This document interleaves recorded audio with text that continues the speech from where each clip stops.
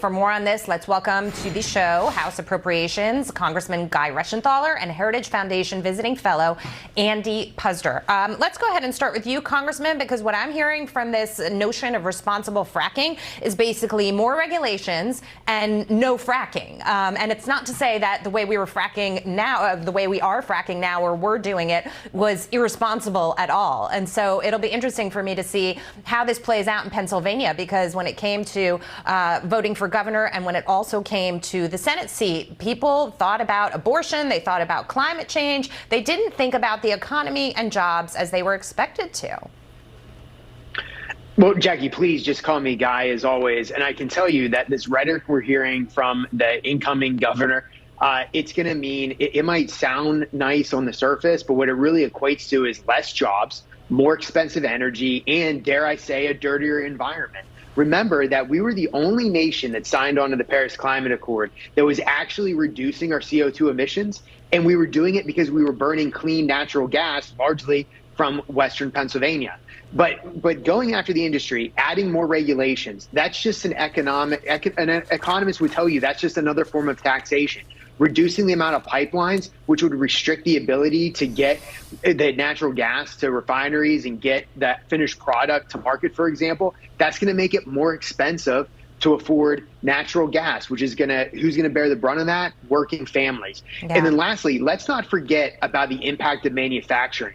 You need natural gas, you need petroleum products for petrochemicals that you use in everything you manufacture. So if we're increasing the cost of oil and gas, it's going to increase not only our energy costs to manufacture products, it's also going to increase the cost of the petrochemicals, which is again it's going to exacerbate the inflation we're already having.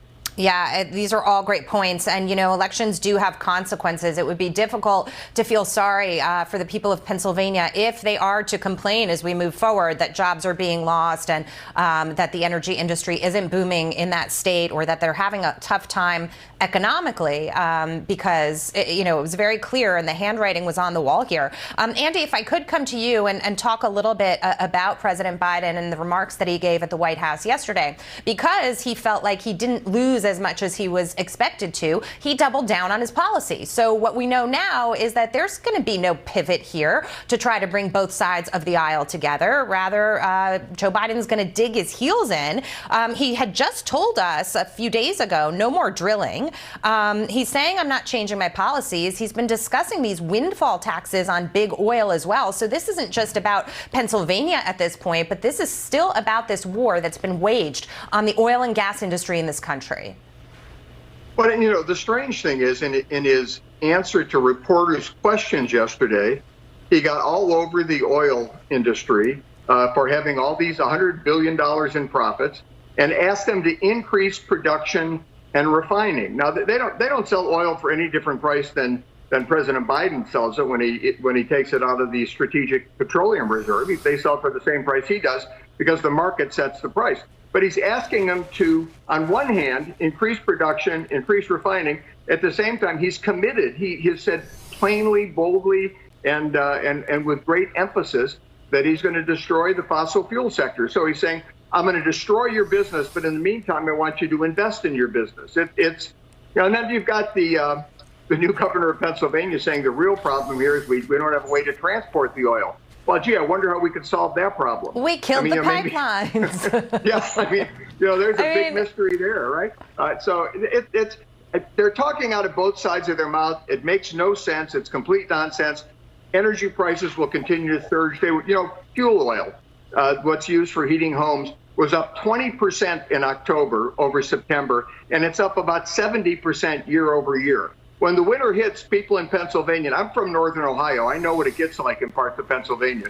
When winter hits in Pennsylvania, the people that voted for these Democrats and these policies need to take a look at their fuel bills and see what it takes to heat their homes, and they've got nobody to blame but themselves. Yeah, it's so interesting to me because you bring up this point that the president has said the record profits of the oil companies, big oil, is just raking it in hand over fist. And Congressman, he wants them to reinvest, except that they're afraid that their investment will be worthless because he's essentially saying he wants to limit fossil fuels.